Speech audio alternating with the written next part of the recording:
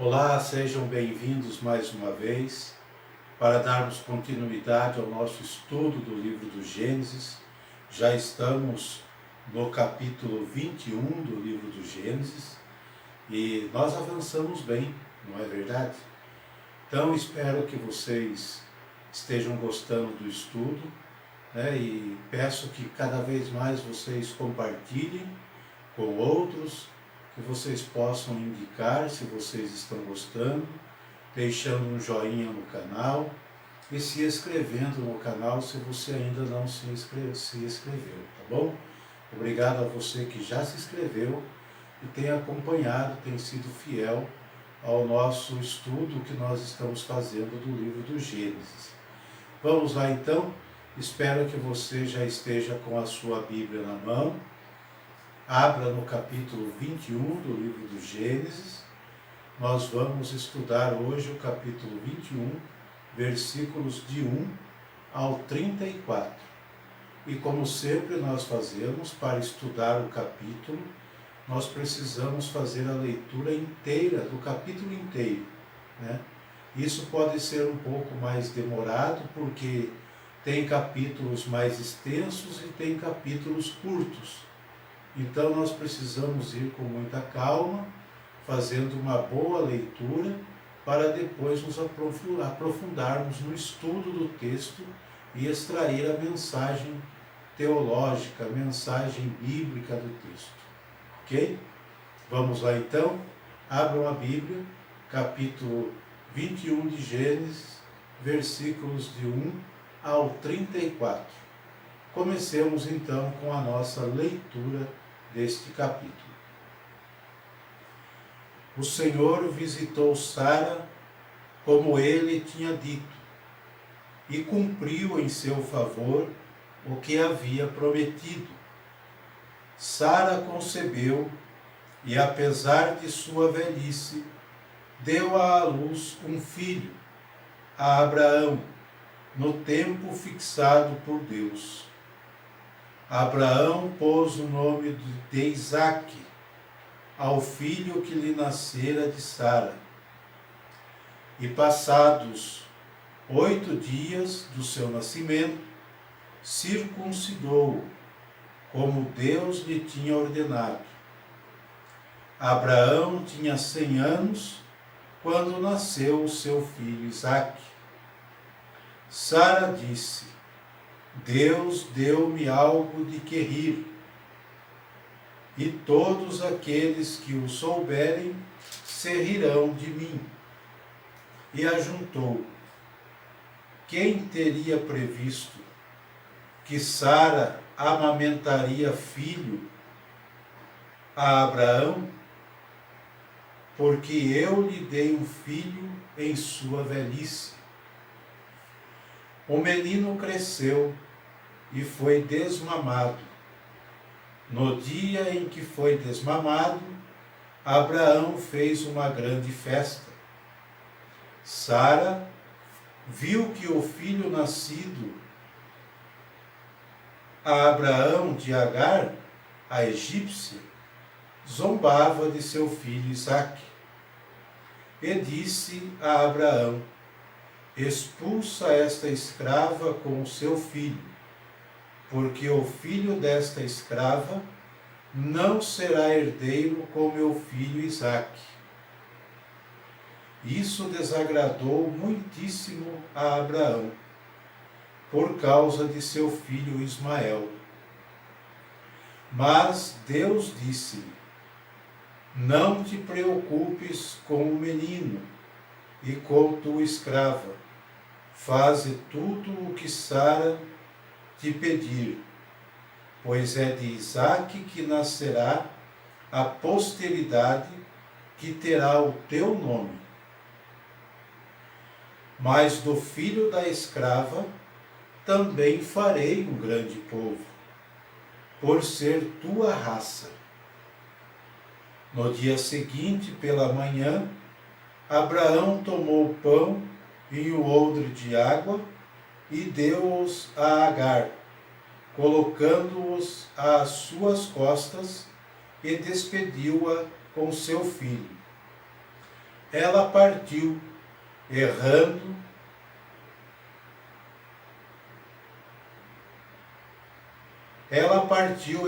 pelo deserto de Bersabeia. Acabada a água do odre, deixou o menino sob um arbusto e foi assentar-se em frente, à distância de um tiro de flecha. Porque dizia ela: não quero ver morrer o menino. Ela assentou-se, pois, em frente e pôs-se a chorar. Deus ouviu a voz do menino, e o anjo de Deus chamou Agar do céu, dizendo-lhe: que tens, Agar? Nada temas, porque Deus ouviu a voz do menino do lugar onde está. Levanta-te, toma o menino e segura-o pela mão, porque farei dele uma grande nação. Deus abriu-lhe os olhos, e ela viu um poço, onde foi encher o odre e deu de beber ao menino. Deus esteve com este menino, ele cresceu, habitou no deserto e tornou-se um hábil flecheiro. E habitou no deserto de Farã, e sua mãe tomou para ele uma mulher egípcia. Por aquele tempo, Abimeleque, acompanhado de Ficol, general do seu exército, disse a Abraão: Deus está contigo em tudo o que fazes. Jura-me, pois, pelo nome de Deus, que não me enganarás, nem a mim, nem a meus filhos, nem aos meus descendentes, mas que usarás para comigo e com toda a terra onde habitas, da mesma benevolência que eu tenho testemunhado. Eu juro, respondeu Abraão. Mas Abraão queixou-se a Abimeleque por causa de um poço que os seus homens lhe tinham tirado à força. Ignoro quem tenha feito isto, respondeu Abimeleque.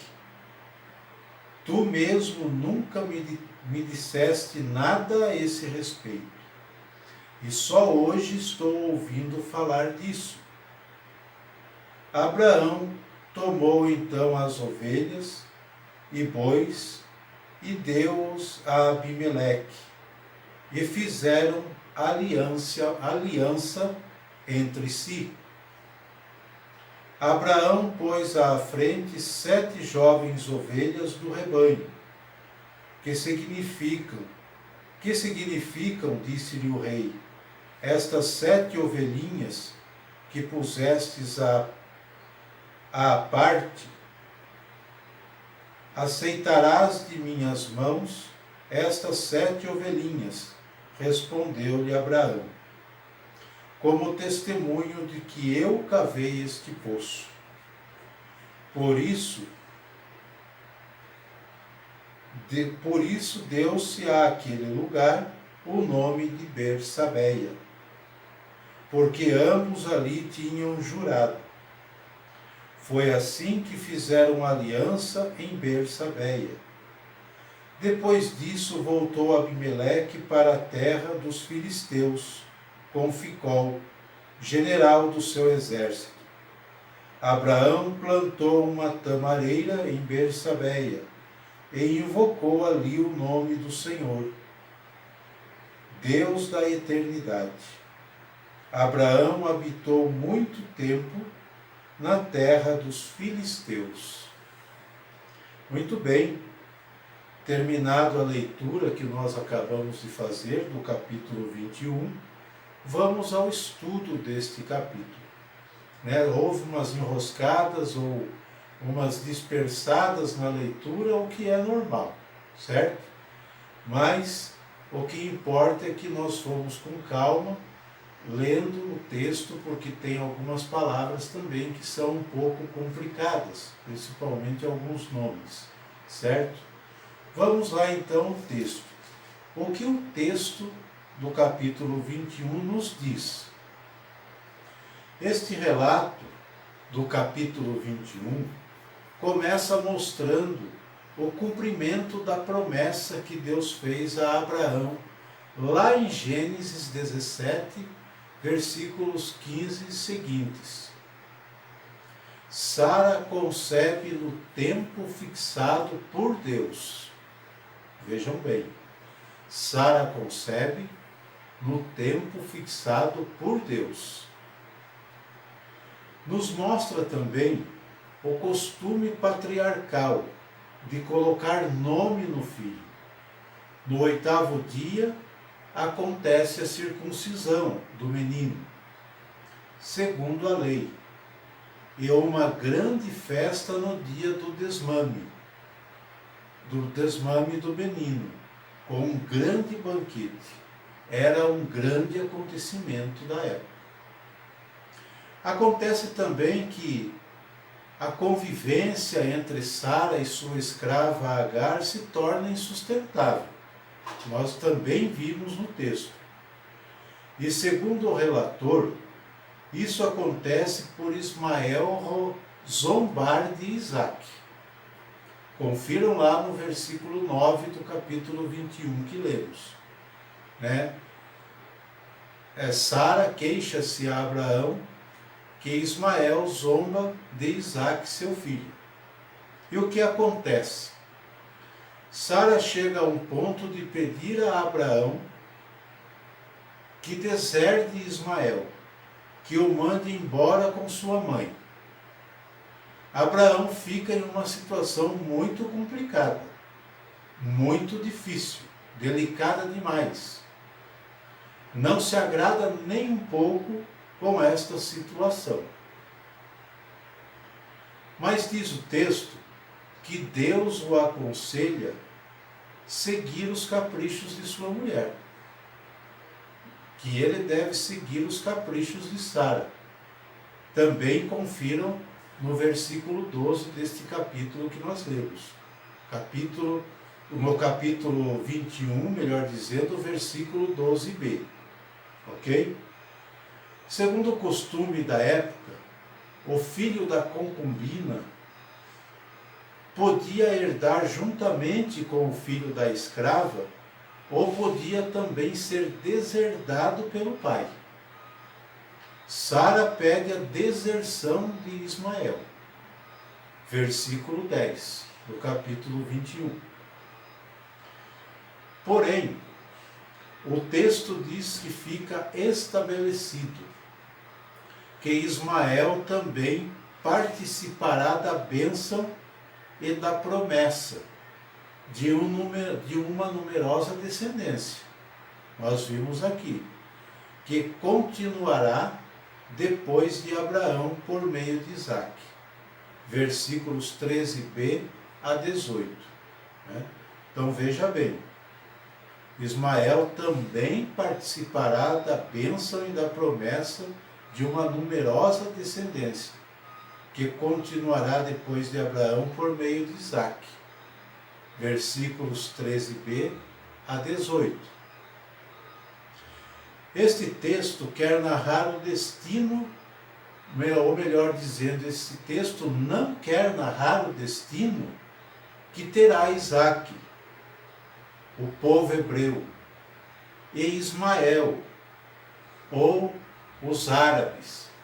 Não é esse o objetivo do texto, narrar o destino que ambos os povos terão, tanto o povo hebreu quanto os árabes, descendentes de Ismael. Ok?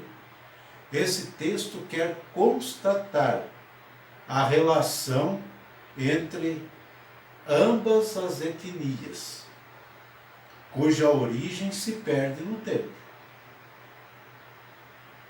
O relato é um recurso literário que estabelece o momento no qual se origina o eterno antagonismo entre esses dois grupos.